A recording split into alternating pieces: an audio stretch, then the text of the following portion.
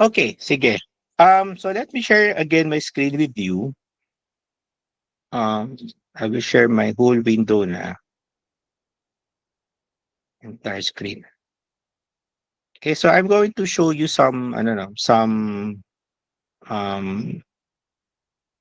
um, some ways to access data. Um, how do I say this?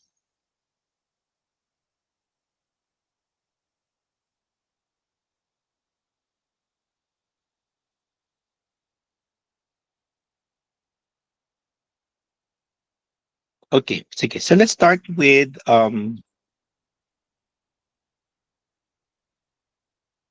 okay. Okay, so this is the website I'm actually monitoring. This is actually the website that I prepared. Okay. Um yeah. So let me go to the Space Weather page. And if you're familiar already, you can actually see a lot of products here that for me is useful, no, for me. Okay, what is this?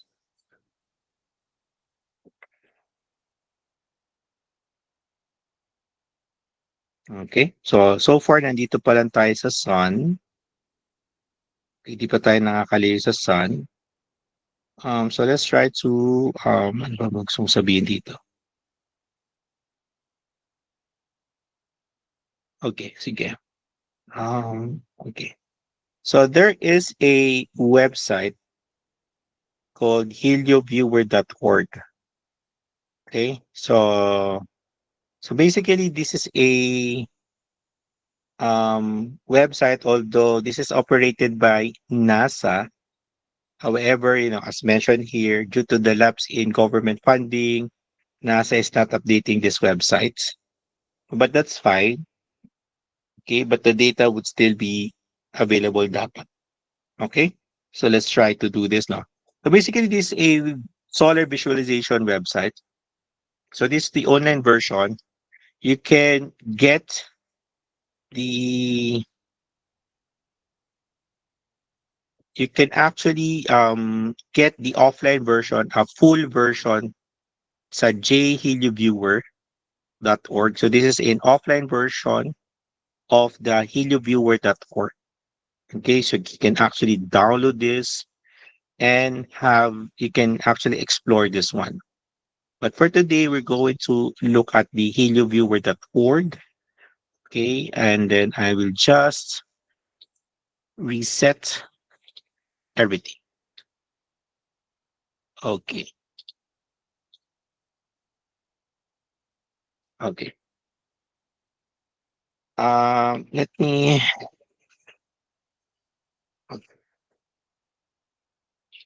Kita ba?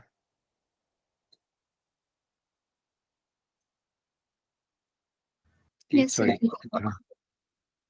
Okay, sige. Let me just adjust the view. Ayan, naka-full screen tayo ngayon. So, kita ba yung full screen? Kita naman, di ba? Okay, so again, Yes. this is a data visualization websites for solar viewing. Kaya siya tinawag na Helio Viewer. So, if you're going to open this, you can open this right now if you want. You're going to have a um, empty view. Okay, usually 15, usually naka-latest siya. So, I don't know, how to start? Of course, you can actually set the dates. Okay, you can actually set the date. Di ko alam ba't ganito ang US niya. Madugas si NASA kasi nga, ano sila, di sila funded ngayon. So let's say 2025, today is October, ano ba ngayon? October 11. Yeah, 11. Yan, today. Then let's say, we'll start at 0 UT.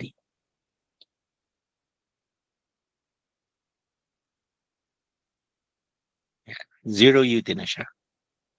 Okay, wag nyo muna isipin to jump. What's important here is yung images. So you can click this one and you can actually add a layer. Okay.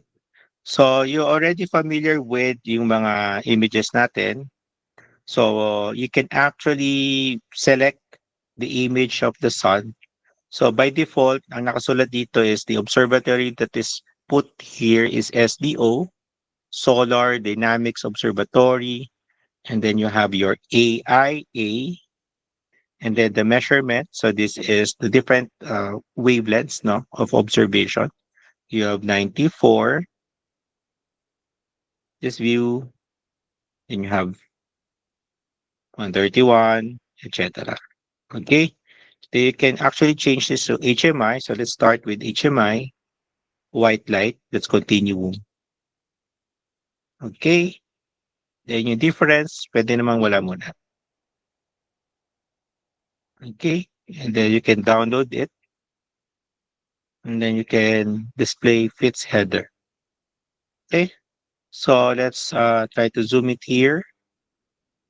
Or you can use the ito dito yung scroll yung ganito ng mouse. Yeah, like this one. Okay. Okay, this one.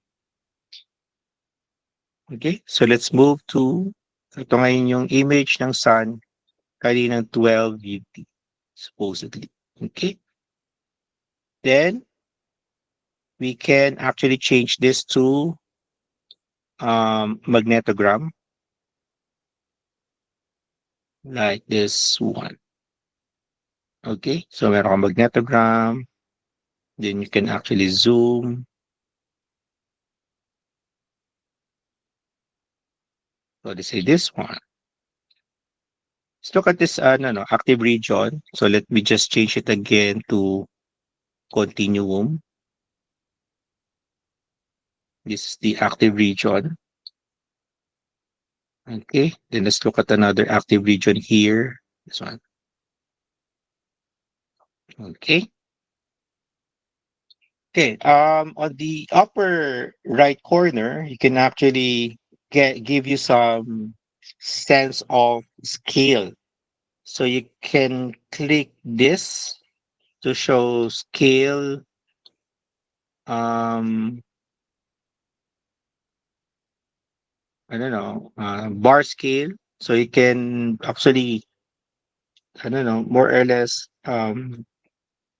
measure, no, or estimate the the the the width of your active region. Okay, so this is your individual sunspots mo. Then if we're going to look at the active region, ito siguro ito from here up to here. Then if we're going to again change the view, you can actually estimate. So for example, here this is about 80,000 kilometers wide. Okay. Okay, you can actually also use yung Earth scale just to give an idea how big okay, this features relative to the Earth. So meron kang Earth scale. This one, like this one. For example, the sunspot is about this almost in terms of diameter the same size as the Earth. So ganun siya kalaki. This one is a little bit smaller. If we're going to look at yung September, yung 2017 September 6th image. Sorry about that. Yung pinanggalingan ng solar flare dati. So, ito siya kalaki. So, maliit si Earth compared to dito. And then, meron din dito na sunspot region. So, yung umbra, itong sunspot na ito, can actually fit the whole Earth. May space pa. Okay, so that would give you some sense of scale.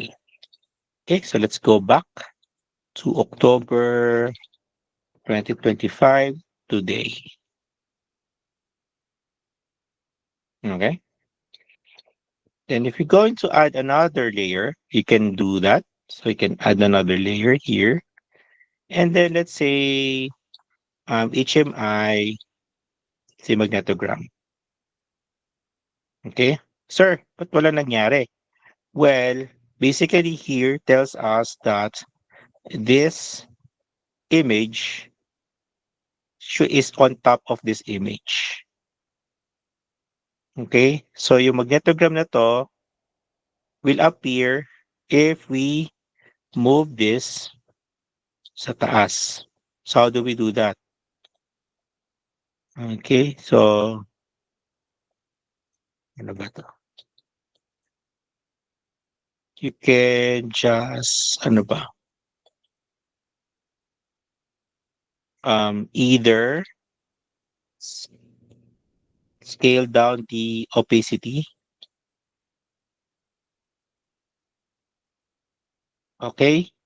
Or you just change this to magnetogram, and then this is continuum, I think opacity. Okay, so let's go back to the active region that I showed you earlier. Okay, this active region.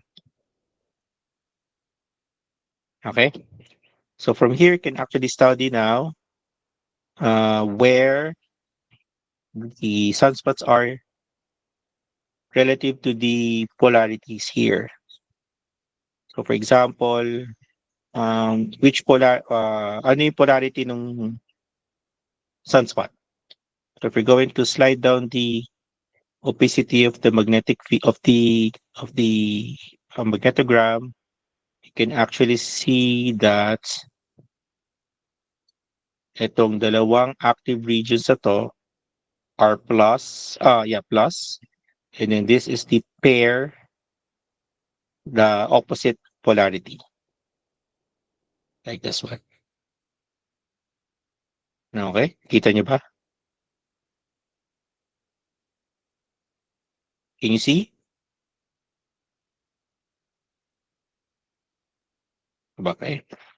Now let's try to change this now to, let's say, AIA 131. So expect that this is a bright siya at this region, like this one.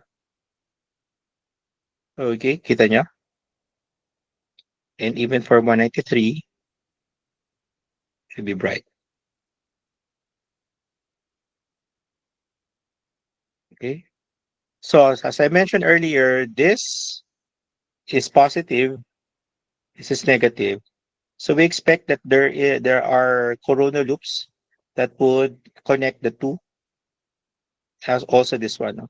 So dapat magkakaroon ng bright lines between connecting these two oppositely um opposite these areas with opposite polarities, and we can actually see it here, right? Okay, so this one is a coronal loop. This one is coronal loop. Tapos may coronal loop dito, may coronal loop dito. Okay, so let's see naman sa gilid, no? Active region sa gilid. Let's move back. Okay, now, sige. Before that, we can actually move in time by using the jump. You can do forward or backward by this amount of time. So let's say by the day muna tayo. So let's move back in time 1 day at a time. So this is October 11, 0 UT. October 10, 0 UT. Kita nga? Nagbago? Hindi. Hindi.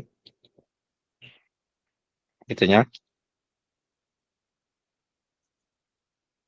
Okay. Again.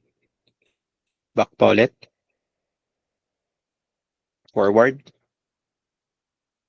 Okay. Then, let's try to, this is ano no, 0 UT at 10:10. So let's have an hourly update. Okay. So, okay, let's change this to 160. So I saw something interesting here. Wala. Ay, sorry, naka-PCT natin. Okay. So let's look at, I want to see these pledges.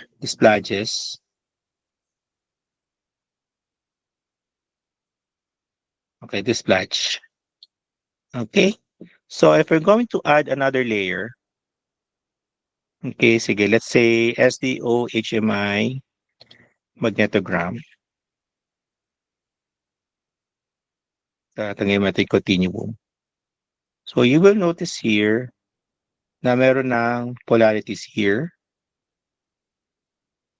Ito nyo. And this is actually sunspot. I'm not sure right now kung na-identify na siya as a sunspot, but let's pretend muna na wala mo na siya. Di siya identified as a active region kasi mahina yung kanyang magnetic activity. But if we're going to move forward, let's go muna ulit to. Move forward hourly.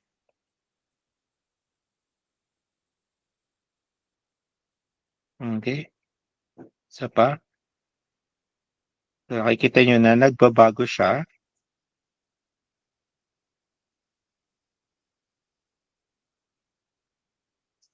Yun eh.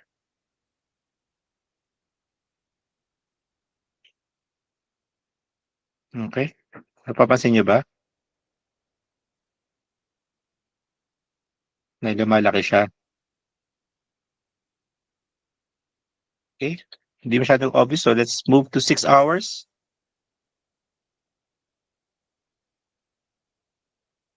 Ayan. Liwanag na siya. Ayun. Lumabas na yung sunspots. Okay. So ayan. Tapos yung observation time. Okay. So let's try it again. Ano itsura ng kanyang continuum? Ayun na yun yung sunspots. Ito yung sunspots niya. And then in between them, yung large pledges. So yun yung pinapagawa ko sa inyo before. Okay? Okay. Let's see at the magnetogram. Ito na siya. Okay.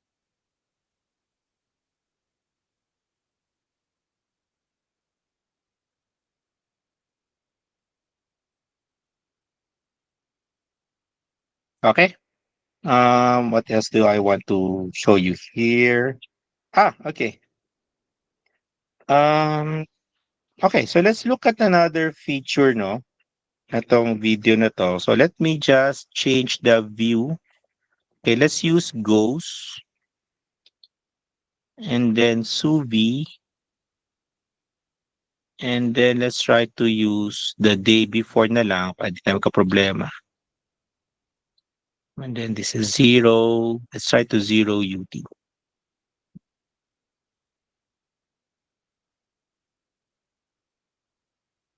Okay, and then let's use at the 131 din niya.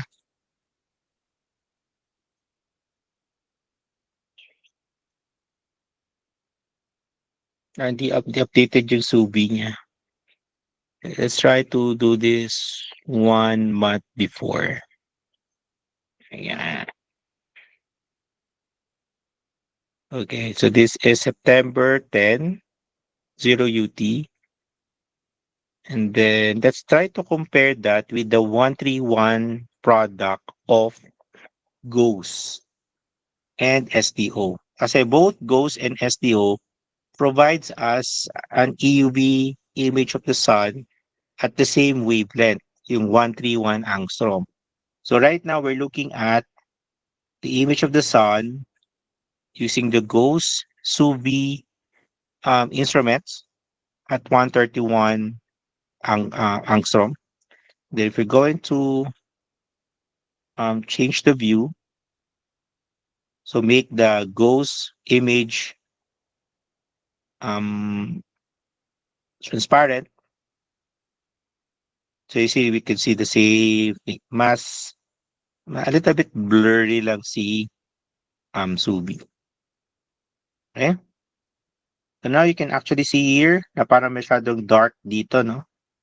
So let's look at this area. Okay, at the different wavelengths. So let's say 195. Let's see that, yeah, merong corona hole dito. Okay. Let's look at it at SDO na 193. Yeah, may corona hole na dito. Na at this view mukha siyang butterfly. Diba? Mukha siyang butterfly. Then may filament ka dito, corona hole ka dito, then you have your active regions here. You see kung may active regions pa talaga dyan, SDO, AIA, HMI, continuum. Yes, may active regions dun, no? Kita nyo? So, may active regions dito, active regions dito, may active regions dito. Okay, and let's look closely here. Okay. Gano'ng kalaki yung sunspots na yan? Yeah.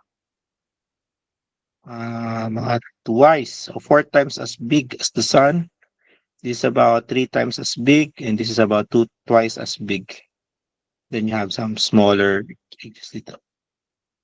Okay. Continuum. Sunspot. Okay, so we expect, so you will notice here again,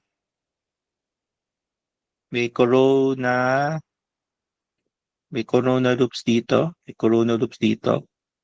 So kung ito ay puti, chances are pwede dito itim to. Kung itim to, chances are this one is puti. So let's see. Magnetograph.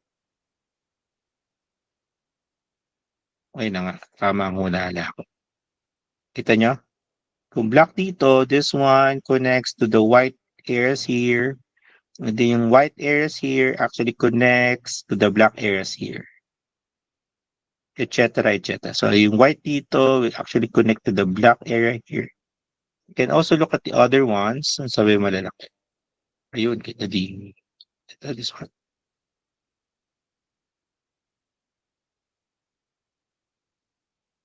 Hindi masyado dyan. Hindi masyadong halata.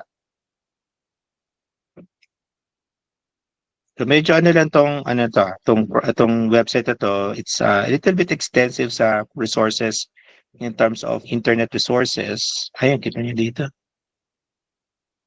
Kasi nga, it keeps on loading the images. So, dina-download yung images, then it keeps loading it here.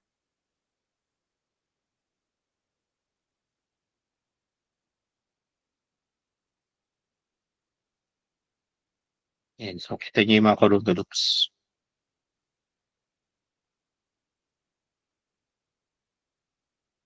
Okay. Okay, what else do I need to show you? Okay, now let's try to track. Can add to another product here. So let's try to change this image to, again, let's go back to SDO AIA 131. Then I will change the second layer to Soho Lasco. Soho Lasco C2 white lights. So this one is yung view natin kanina. Nakita nyo. Let's try to look at September 2017 and then September 60 UT. Okay? So you can, nakita nyo na kanina, di ba? Nakita nyo na kanina na itong active region na to would provide you the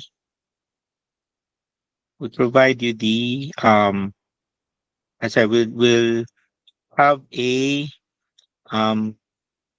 solar flare, no? Let's start at 10 UT. Yan siya.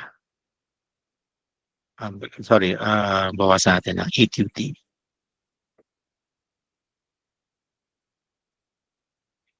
Okay? Kita niyo na? Okay, so let's try to jump by the hour. So 8 UT,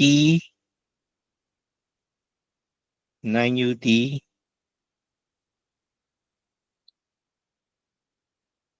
so you can see na meron na flare dito at 10 UT. And then at 12 UT, yan na siya. Okay?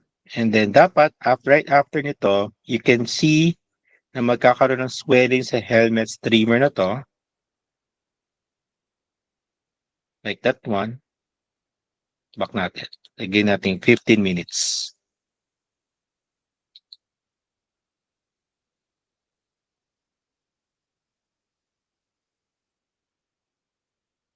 Ayan na. Karoon na ng swelling. Ito na yung next.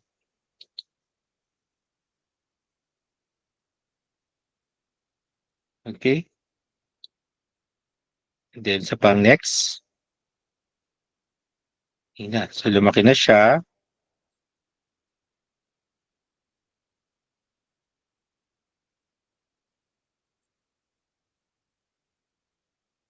Ayan na. So we can actually add another layer here para ma-extend natin yung coronagraph niya.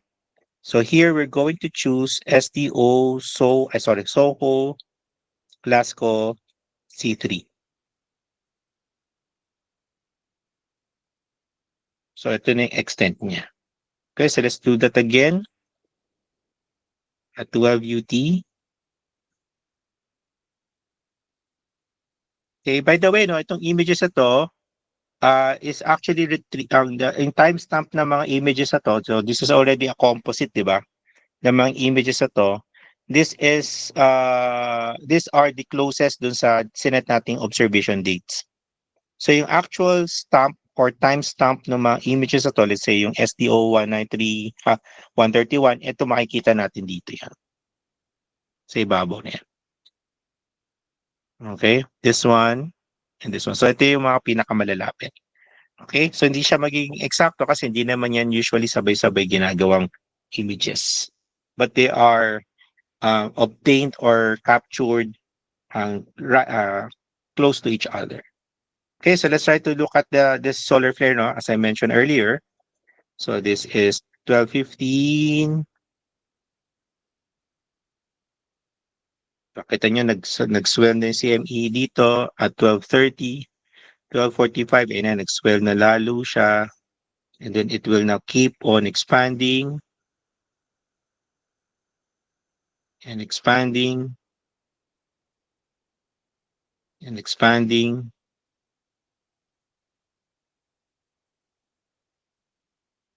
and expanding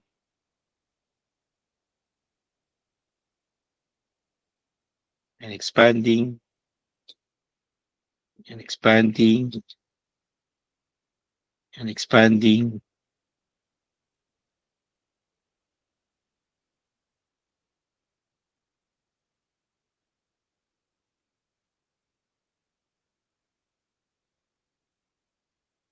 Yun na, etc.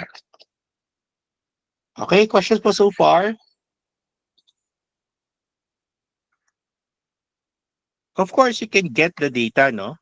Let's say you can just use your print screen if you want to take a snapshot of this view. But you can also do yung capturing ito, you download the screenshot of the current HelioViewer viewport. So let's try to do that. Okay, so if we're going to click this, then either you can see the full view. Ito na siya. And then you can, so na-download na siya. Ito yung itsura niya. So pag tinignan nyo yun siya, open file, ito na siya. Ay sorry. Yeah. Okay, so ito na yung view niya. So kung ano yung kita dito, yun yung ibibigay niya sa'yo. This also includes the image will also include of course um yung watermark kung saan nanggaling. So helioviewer.org and then yung mga products na ginamit. So Holasco 9C3, C2, and AIA 131 and their corresponding timestamps. Okay, kung makikita nyo sa lower right corner or lower left corner. Okay? Of course, if you don't want to look at the whole screen, of course, you can select the area like this one. Okay? So let's say ito lang gusto nyo makita, then confirm selection.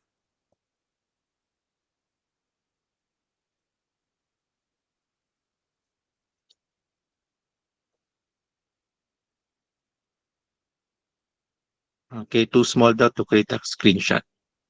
So let's try this again.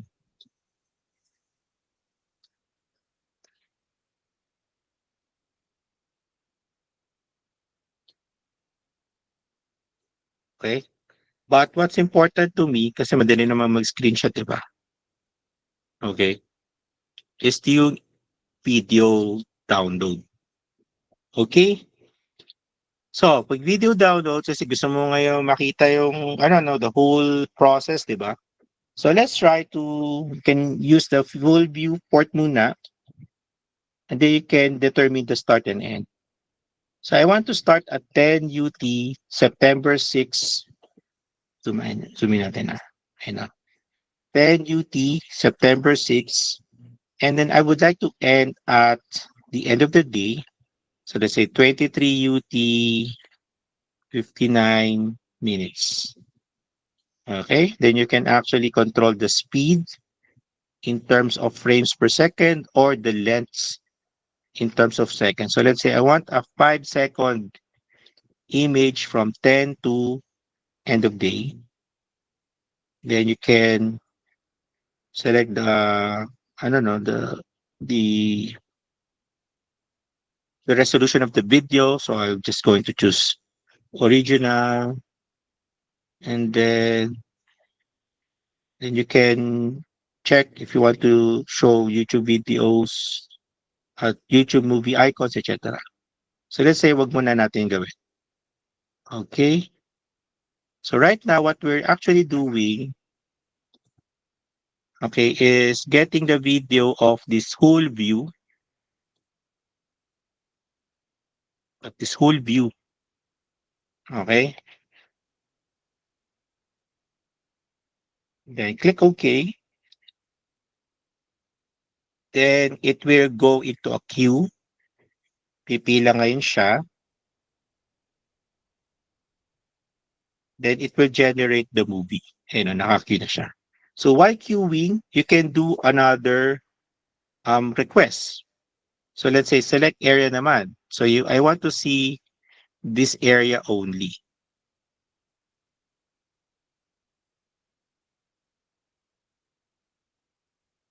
Or hindi ko na ba't dito magana yan.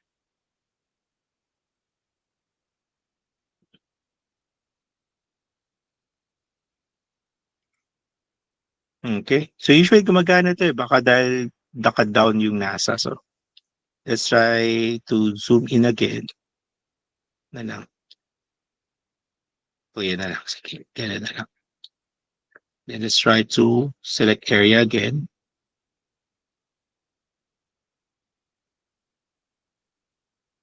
Ayaw talaga.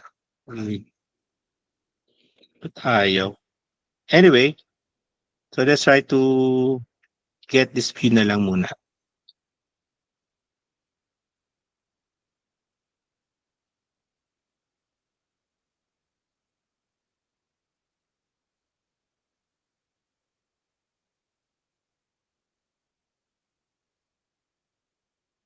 Yan. Okay. And then let's full view and then the same settings and click OK. Then it will process. So magkakaroon ngayon ng dalawang queuing. Okay? So yung first request natin is 76% complete na. And then we're going to wait. Okay, while waiting, questions po?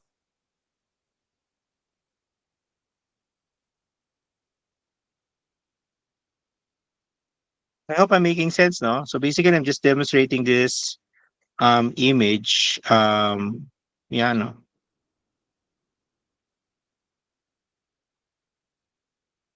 Questions po? Ayan, okay. So the movie is ready. Yung first request natin tapos na. They can just click here and click here to watch or download it. So this is now the generated movie. So as usual, nandun yung products and this is your Helio viewer. Then you can generate your movie. And this is the whole movie. Okay? Again. So this is in 5 seconds. Then you can actually share this on X. You can link to the movie and then you can download the movie. Then you can actually upload to YouTube if you want. So if you want to download the movie, download natin yung movie dito, then it will download. Then you can open file using your video moving and then here you go. Again, this is your movie. Okay? Questions po?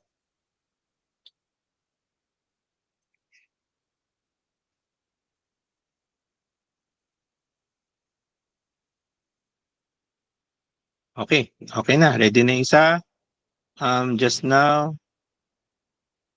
this one, close.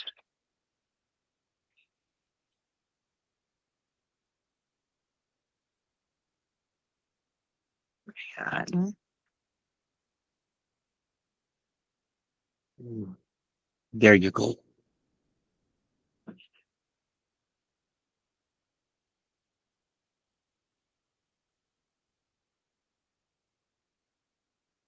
Again, there you go. Okay, have a different view again. Okay, let's try to use the difference. So running difference for Soho Lasco C2 is one. And then for C3, ganun ulit. Running difference so that you can have a view. Ito rin, running difference din natin ito. Okay, then we'll viewport, then let's generate.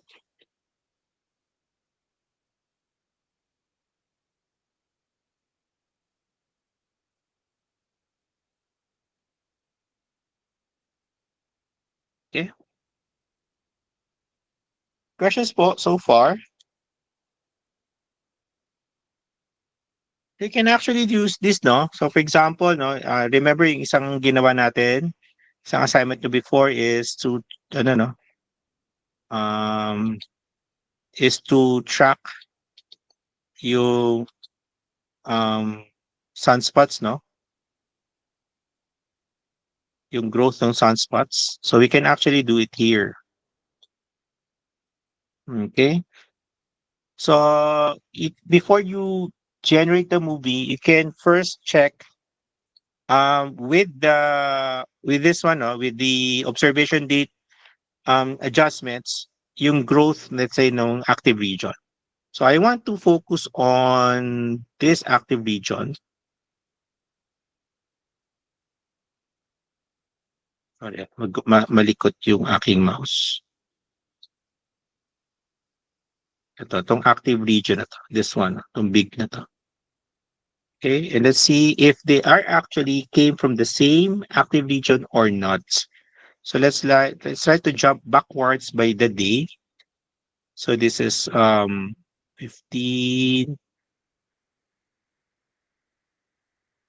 September 4, September 3, September 2, September 1. Oh, so, bago pa pala, ayan.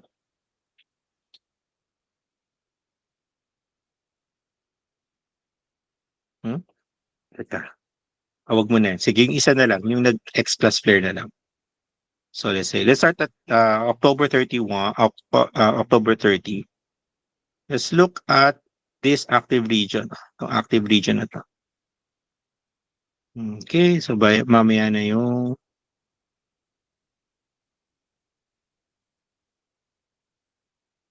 mamaya na yan. Ito muna tayo.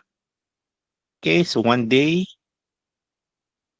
September 1, September 2, September 3. Ito, tinitingnan natin na nasa baba.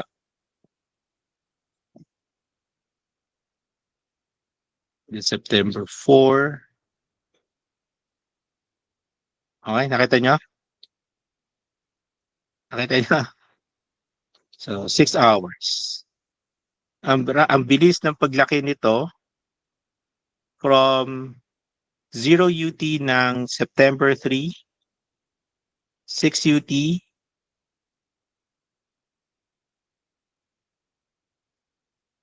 12 UT, ito nyo,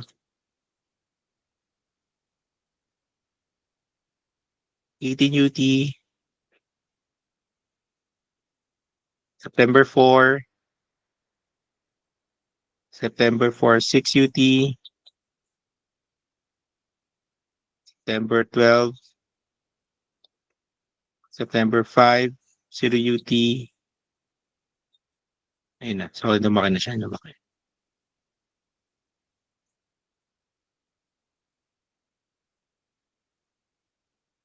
Okay, so balikan natin na, September 31, 0 UT. Ito lang siya nagsimula. In fact, if we're going to go back in time, paano ba? What day?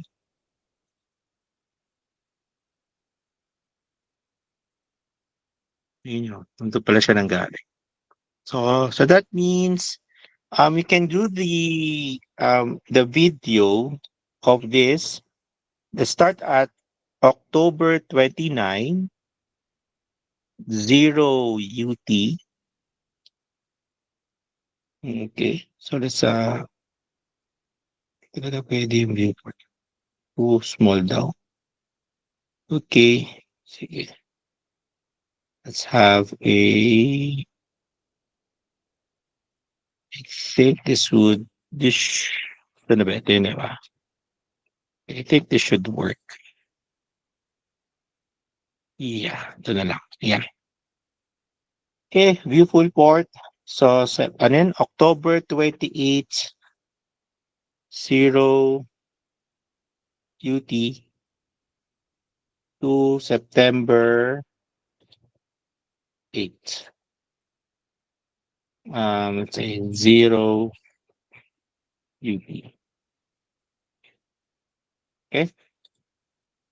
Then let's have a 10-second length, and then let's generate.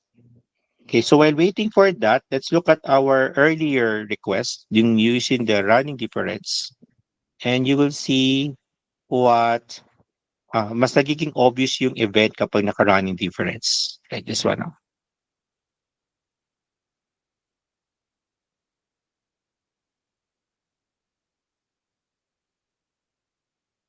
Yun.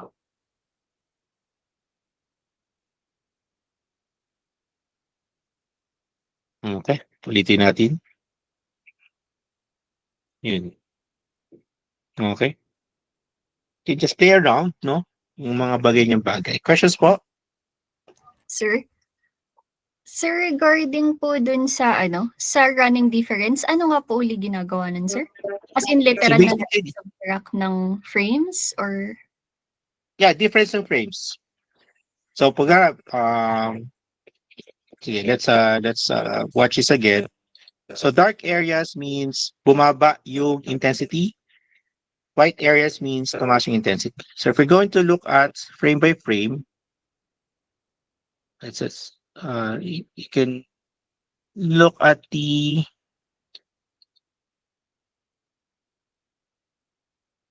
okay, so may somewhere here magkakaroon ng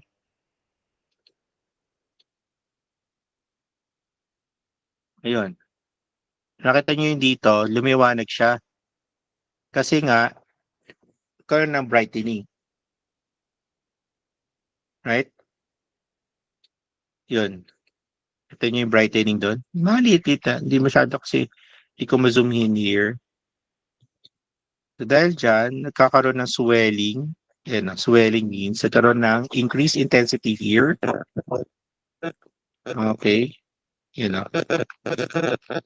So yung frame by frame, kinukuha niya yung difference. So, kaya siya tinawag na running difference.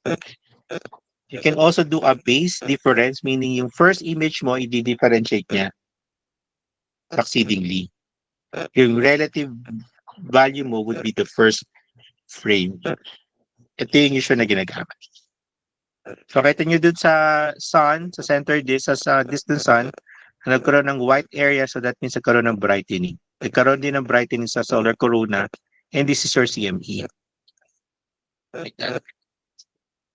So, pag may nakita na kayong black, that means ito na yung, ano na siya, yung bumaba na, wala na dito yung plasma. Ito na yung plasma. So, para siyang donut. So, ito na yung core.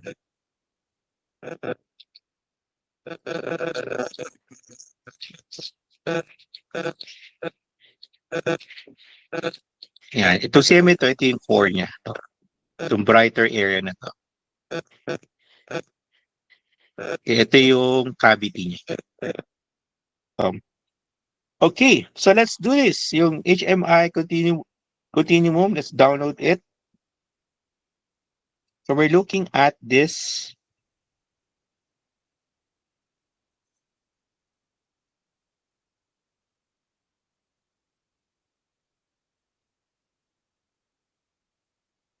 Yan siya.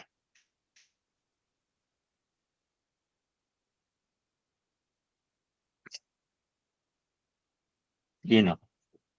Siya lumaki. So may mga skip lang siya kasi may mga times na hindi siya, na walang available frame. Either naka-turn off si SDO or something. So just do it again. Siya. Makikita niyo may paglaki niya. Bigla siya lumaki.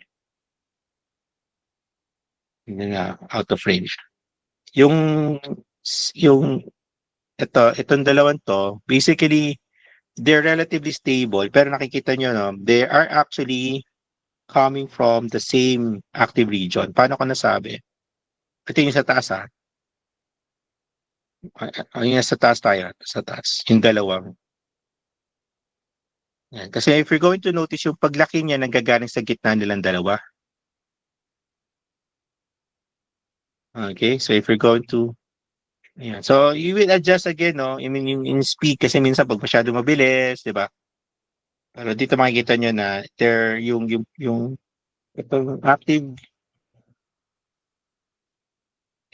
region na to,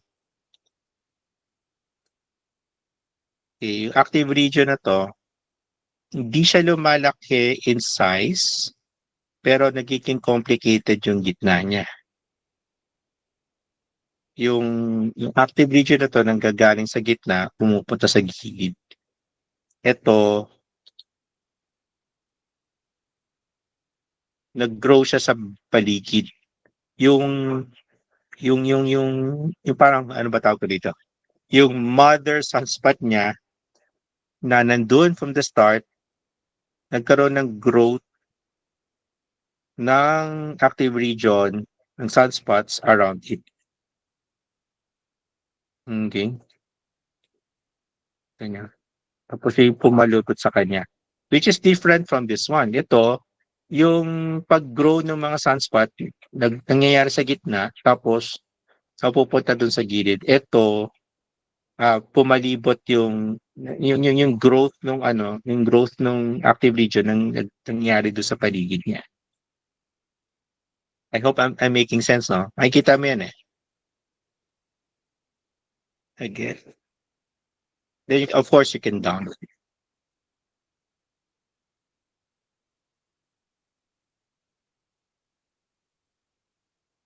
Okay, so your assignment for next week, for today's lesson, so this again is still in connection to our last week's lesson, which is yung transient solar coronal activities.